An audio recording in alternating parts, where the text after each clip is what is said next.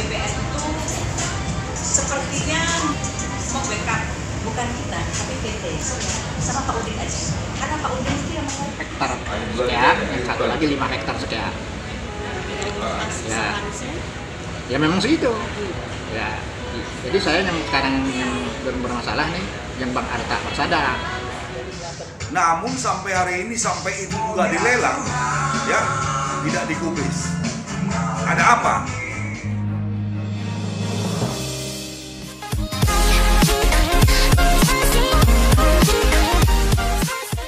Sahabat MRC, jumpa kembali dengan Meli dalam acara Info Publik. Kali ini Meli akan mengupas tuntas sebuah kasus yang berkaitan dengan pembebasan lahan Tol Cidago, khususnya di wilayah Limo, Kota Depok. Bagaimana kronologi awalnya hingga polemik-polemiknya? Mari kita saksikan liputannya ya pemirsa. Tapi jangan lupa subscribe, like, comment, and share-nya channel YouTube MRC. Terima kasih. MRC hadir untuk negeri. Sekarang saya bicara mewakili beliau, karena itu untuk menyampaikan terima kasih kepada rekan-rekan semuanya, saya juga karena baru kemarin juga kenal baru ya.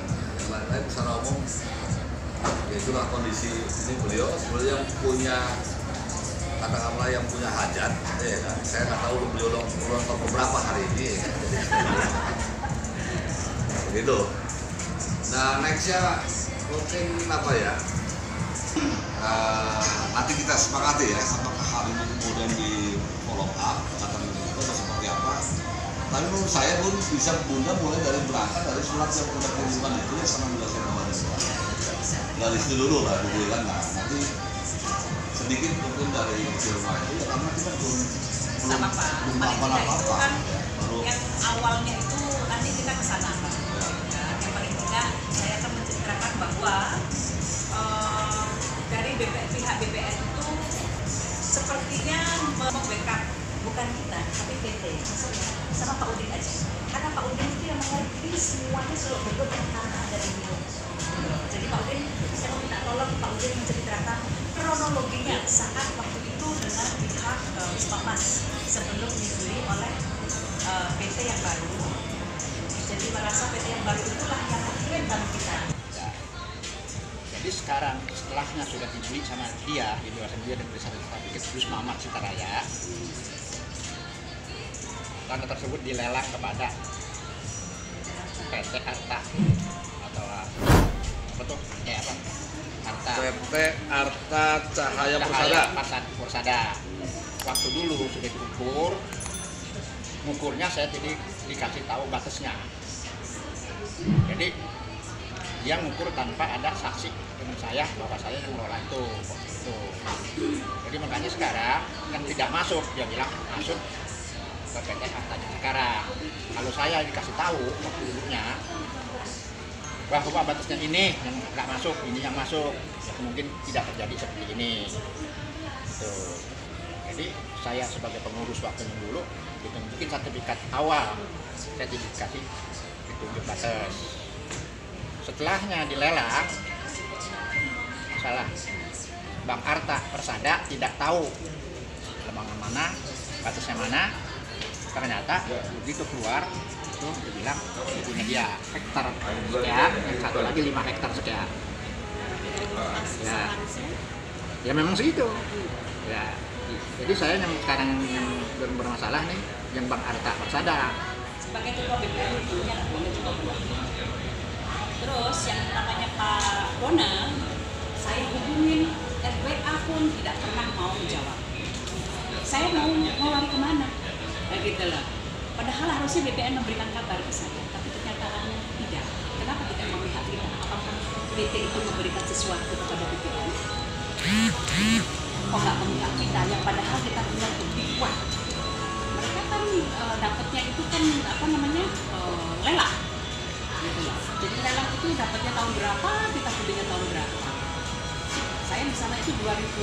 Saat mau pembayaran, saya sudah datang ke BPN pun langsung dibatalkan satu surat. Yang 341 ya Bang? Itu batal. kena overlap. Loh, kok semuanya kena overlap? Saya jadi bingung gitu loh. Jadi kalau namanya PT Arta tanpa Pak Udin, mereka nggak tahu tanahnya ada di mana, batasnya di mana. Saya kan bilang bahwa mereka itu beli dengan lelang seperti beli kucing di dalam karung, kucingnya laki, bulunya ada, paling atas, benar nggak? Gitu. Jadi kalau dia tidak datang dan tidak ketemu dengan Pak Udin, dia nggak tahu tanahnya ada di mana. Kok malah Pak Udin dikatakan mafia? Jujur, saya nggak rela karena Pak Udin adalah sesepuh di Limo, gitu kan, dia adalah mantan ketua RJ. Jadi saya mohon sekali paling tidak BPN pusat itu memperhatikan bahwa atau Kapolri atau Bapak Presiden mafia tol ini loh, tolong berantas ya, terutama BPN-nya karena mereka bermain kelihatan sekali kok. Saya di sana itu, udah bilang itu PT-nya udah mau mati. saat saya datang ke sana diundang pertama kali, PT-nya pun mau mengatakan, "Sudah Bu, karena Ibu tidak kena dengan kita." Dan waktu itu ketua BPN-nya pun mengatakan, "Ya Bu, alhamdulillah, berarti tidak ada masalah dengan tanah Ibu." Tiba-tiba yang namanya Pak Dona tidak bisa. Tanahnya itu bermasalah karena Pak Udin adalah mafia. Nah, yang bermain siapa? Dona, Pak Dona itu kan. Coba harus dicek. Dona siapa Bu? Pak Dona itu orang BPN. Apa Yang Ada nih ya, datanya NIP-nya ada. Staff. Karena waktu itu ketua BPN-nya mengatakan sudah mau kasih selamat sama saya, tidak kena, tapi langsung dicela oleh Pak Dona, tidak bisa, tanahnya Ibu kena, gitu. Itu bukan, itu tanah warga, Klaim klaim tanah warga masih ada yang belum diselesaikan oleh KTP yang dulu. Yang pertama, yang diklaim itu sebetulnya ada penukaran dari dia juga ke saya sekitar 3,5 hektar, tapi tidak jelas mana tukarannya, klaimannya mana. Sekarang yang kata itu yang klaim itu sekarang sama dia sekitar ya 5 atau 6 ribu aja ya kira-kira ya.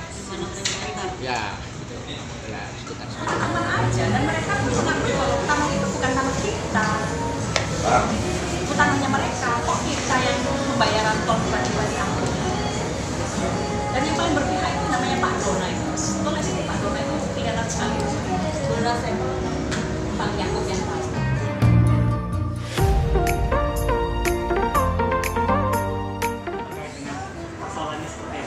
Ya, yang pertama terima kasih dulu kepada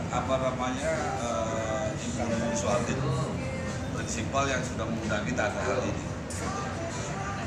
Jadi sebetulnya kami tadinya merasa terlampau ini juga untuk bicara soal ini karena ya kami baru terima berkasnya. Nah, kemudian ya kesempatan yang baik ini akan kami sampaikan. Tentu saya tidak akan secepat dan sedalam dari apa yang disampaikan oleh prinsipal lah ya, oleh Pak Udin maupun Pak Udin, karena kami baru terima kalau beliau sudah menjalani prosesnya kan itu kan. Maka ya sekilas saja berbicara berdasarkan data yang ada di sini. Misalnya kami mendapatkan bahwa ada surat pemblokiran dari Lurah Limo di tahun 2002 terkait permohonan penerbitan sertifikat atas nama PT Wisma Pasifera Raya pada saat mulai mau diterbitkannya sertifikat di atas lokasi di RW 2. Waktu itu RT 3, sekarang RT 6 ya, Pak RW ya, mau di Pak RW ya? Iya, sekarang ya, dulu RT 3 ya. Nah, oke. Kenapa kemudian dari pihak kelurahan memblokir? Seperti disampaikan di sini, ternyata dari tanah-tanah bidang-bidang tanah yang diajukan sertifikat HGB B-nya oleh PT Ibrahim, masih banyak tanah-tanah warga masyarakat yang belum dibayar. Yang belum dibayar ganti kerugiannya. Jadi sekali lagi saya kan dalam berbicara dalam mau jauh kemana-mana, saya bicara berdasarkan data yang ada. Oke. Nah dalam perjalanan kemudian seperti disampaikan oleh Pak RW tadi, ternyata juga faktanya bahwa sertifikat itu tetap diterbitkan meskipun pemblokiran ini. Nah kemudian pada saat pengecekan lokasi untuk dalam rangka penerbitan sertifikat ini, ternyata Bapak RW Udin Kak tadi yang di saat tadi disampaikan oleh beliau banyak membantu mengenai SPM dari masyarakat itu, ternyata beliau juga nggak dilibatkan juga. Jadi penunjuk batasnya, awal terbit-sertifikat keluarin teh ya, bukan ya? Nah, justru dari pihak orang PT ya. Nah, jadi makar di orang PT sendiri yang menunjukkan batas-batasnya dan tidak melibatkan Pak RW UBK yang pada saat itu membantu proses dari masyarakat kepada PT. Jadi dari sini kalau menurut saya boleh saya berhipotesis sedikit, ya kan? Jadi sertifikat jadi menurut saya dalam tanda kutip sudah cacat dari dalam kandungannya. Jadi sebelum lahir udah cacat, ada di jalan satu-satu. Sertifikat Cina ya. Nah, kira-kira begitulah ya kan. Kira-kira begitu untuk sementara soal sertifikatnya. Nah, kemudian dalam perjalanannya saya bisa secara umum dulu. Kemudian sertifikat itu kemudian kan dari PT Wisma Masjid Laini di tahun 2014 itu dilelang. Entah karena kondisi apa, tapi nanti faktanya ada lelangnya. Bahwa 2014 nanti Pak sudah menamakan. Nah, spesifik tentang sekarang ini yang memberikan kuasa kepada kami ada 3 orang, yang satu Ibu Lilin Suarin, dia sebenarnya orang dalamnya firma juga, orang dalamnya firma Pemuda Nusantara, makanya meskipun bagaimana kami semua hadir, cuma satu yang bisa hadir karena ke Magelang ya, Magelang. Jadi untuk Ibu Lilin ini, beliau punya 2 bidang tanah di lokasi tersebut. Yang satu luasnya 1.875 meter, yang satu lagi luasnya 230. Menurut legalitasnya, AJB-nya, kemudian tapi fisiknya dari dalam perusahaan 2 bidang tanah bulan ini sudah diukur oleh pihak tol 2014, sudah diverifikasi, namanya identifikasi kalau bahasa tol dan identifikasi, sudah keluar nomor nominatif, sudah keluar nomor beda, sudah diumumkan hasilnya dan tidak ada yang keberatan, bahkan sudah keluar juga appraisalnya. Ini penawaran dari pihak tol. Cuma karena waktunya masih lama bulan, ya, tidak ada satu orang, cuma satu orang ya yang mengambil ya, yang lain nggak mengambil. Oke, kemudian dilakukan lagi 2019-2020 dilakukan lagi identifikasi ulang terhadap fisik itu segala macam. Ya. Dan sampai tahap itu diumumkan juga tidak ada pihak manapun dari PT maupun pihak lain yang menyatakan keberatan atau mengklaim soal sertifikatnya. Kepada pihak-pihak yang keberatan terhadap hasil ukur itu silakan untuk menyatakan mengklaimnya, termasuk kalau misalnya di pihak lain memiliki. Ya, kemudian bidangnya juga ada di situ. Oke, nah sampai sejauh itu tidak ada pihak manapun yang klaim.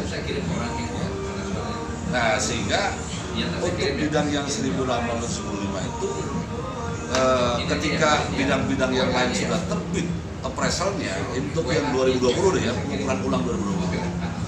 Karena nggak terbit kemudian berdasarkan data yang ada tadi, mohon maaf tuh. Nah, kemudian Ibu Lilin ini menanyakanlah kepada BPN, kenapa yang satu bidang itu kok belum diterbitkan appraisalnya, penawarannya? Masalahnya di mana itu? Nah, ini yang kemudian informasinya dari Bu Lilin, karena saya tidak mengikuti dan memang belum terjual di situ. Kemudian hari disampaikan oleh pihak BPN secara lisan juga, belum ada pun tertulis, belum ada Bu, nggak ada lisannya. Bahwa ternyata bidang tanah ini katanya diklaim atau masuk menjadi bagian dari sertifikat yang PT Wisma Mas yang kemudian sekarang sudah beralih kepada PT Citra Cahaya Persada yang menang lelang atau yang mendapat lelang di tahun 2014. Kira-kira begitu tuh. Nah, yang lebih aneh lagi menurut saya, satu bidang lagi tanah bumi kan ada 2 bidang, dari satu bidang itu kemudian satu bidang lagi yang legalitasnya itu 230, kemudian basicnya ada 341. Kalau itu bahkan sudah yang kedua ini, kemudian yang kedua sudah keluar appraisalnya juga. Sudah mau ngambil duit, tinggal mengambil uang begitu kan. Tiba-tiba dibatalin di hari itu juga. Nah, ternyata begitu datang ke BPN mau mengambil uang itu, ternyata menurut informasi BPN itu juga masuk menjadi bagian dari sertifikatnya PT Citra ini, Citra Persada. Nah, itu yang kemudian yang Bapak RW Udin, Pak Udin ini kami Pak Udin K ini ya, sebetulnya mungkin yang kalau secara psikologis ya beliau yang paling berat ya. Paling berat artinya beliau lah yang membantu selama ini bagaimana peralihan dari masyarakat kepada PT lah pada beliau di Sokasi itu. Tapi kemudian sekarang malah posisinya beliau yang kemudian mohon maafnya seperti dijolimin atau di apa ya ya intimidasi, kemudian juga haknya dilanggar juga. Nah, jadi salah satu bidang tanah yang disebutkan tadi dalam surat apa pemblokiran dari lurah itu salah satunya adalah bidang tanahnya Bapak Herudin ini. 2014 sudah keluar juga, sudah diukur dan segala macam, sudah keluar lah itu nomor induk bidangnya segala macamnya dan penawarannya juga. Nah, tapi di 2019 oleh pihak tol nggak keluar itu. Padahal Bapak Herudin itu atas kepemilikan bidang tanahnya itu bahkan diakui, dipertegas oleh mantan direktur operasional ya, Pak Osi ya. Pak Osi membuat pernyataan tertulis secara tegas menyatakan bahwa tanah Pak Herudin ini tidak masuk dalam sertifikat PT Wisma Mas tadi yang sekarang dioperasi itu. Secara tegas menyatakan tidak masuk HGB itu. Pembebasan itu ada juga proses rislak ya Pak Udin ya. Proses rislak dengan kepemilikan 8 orang yang luasnya kurang lebih 3,6 hektar di situ. Nah, sekarang yang punya masyarakat 8 orang itu sudah jadi sertifikat, tapi gantinya lokasi tanah gantiannya itu belum ketahuan sampai sekarang di mana adanya. Berguling. Begitu kira Pak Udin ya. Nah, jadi itu makanya saya simpulkan tadi sementara ya kan apa namanya sertifikat itu memang terbit menurut saya ada cacat dari dalam kandungannya begitu. Nah, sepanjang kemarin belum ada peralihan dari Wisma Mas ini kepada Citra Raya Pusat ini tidak begitu menonjol ya Pak. Bahkan soal lantai aja ya, karena fisik masyarakat itu tetap dikuasai di kelola masyarakat masing-masing bidang ini. Nah, baru terakhir inilah setelah tol ini begini ya kan. Nah, saya nggak tahu, saya nggak mau seujon dan bukan bidang kami juga, kami harus bicara soal itu. Nggak berani mengatakan bahwa belum salah mati, tapi yang kita harapkan BPN profesional lah. BPN profesional ya, sesuai dengan fisik yuridis, data dan yuridis maupun juga fisik lapangan. Jadi kalau kita lihat di semua kepemilikan BPN kita ini, mereka sudah memiliki tanah di situ jauh lebih awal dibandingkan kedatangan PT ke lokasi itu. Dan fisiknya sampai sekarang dikuasai. Terus bagaimana kemudian tiba-tiba tanah itu diklaim kan masuk dalam bagian sertifikat yang tidak tahu menahu kan begitu disana gitu. Nah, bahkan kalau Pak Herudin ini bidang tanah ya, saya juga bingung juga karena beliau bisa menunjukkan kepada saya SPH asli ya. Asli SPH atas objek ini itu akhirnya dikembalikan kepada Pak Herudin, kepada Pak Lurah dan oleh Pak Lurah kepada Pak Herudin. Jadi saya nggak habis pikir bagaimana caranya kemudian PT itu bisa memasukkan bidang tanahnya Pak Herudin itu menjadi bagian dari HGB itu, sementara SPH aslinya ya ada di tangan Pak Lurah dan di tangan Pak Herudin. Hukumnya ya bahwa ini adalah perselisihan pertanahan. Nah, kalau lihat dari prosesnya, karena kita lihat ya kan, berarti ini adalah diselesaikan dengan cara gugatan perdata, artinya diselesaikan di pengadilan. Mungkin pada tahap penyelesaian karena tanah ini mau dipakai sama PUPR untuk pembangunan jalan tol, mungkin pembayarannya akan dititipkan dalam bentuk konsinyasi, diselesaikan dengan mediasi ya. Dan kalau tidak ketemu mediasi di pengadilan, ya berarti kita akan terjadi gugatan perdata. Kalau kita dari sisi hukum hanya itu saja. Nah, mana yang nanti akan kita temukan? Kalau unsur pidana yang kita temukan lebih di awal ya kami akan mengambil langkah pidana terlebih dahulu. Karena kalau pidananya itu terbukti, perdatanya sendiri sudah selesai gitu. Nah, gitu. Tapi kalau ini memang hanya kesalahan secara administratif, ya kan? Ternyata memang ini ada misalkan 2 kali penjualan dan sebagainya, itu lain hal lah penyelesaiannya. Nanti kita pembuktian di pengadilan saja seperti itu. Gitu. Nah, berkaitan dengan lelang, memang pada saat perpindahan dari Wisma Emas, ya kan, kepada PT yang baru Arta Cahaya Persada itu, memang tidak ada pengukuran ulang atau pengembalian batas, jadi hanya beli kertas. Karena pada saat itu juga kebetulan ada kawan saya Pak Ian itu ikut juga lelang, tapi dalam kubu yang berbeda, tapi kalah, gitu. Jadi hanya membeli kertas itu, kertas dari tim saja, lelang swasta kalau salah. Saya kira itu saya. Ya kayak ini. Di tahun 2002 pernah mengajukan permohonan pembatalan, pemblokiran, ya. Itu dari surat dari Kecamatan Limo, ya, Lurah Limo, ke BPN di tahun 2002. Namun sampai hari ini, sampai itu juga dilelang, ya, tidak digubris. Ada apa?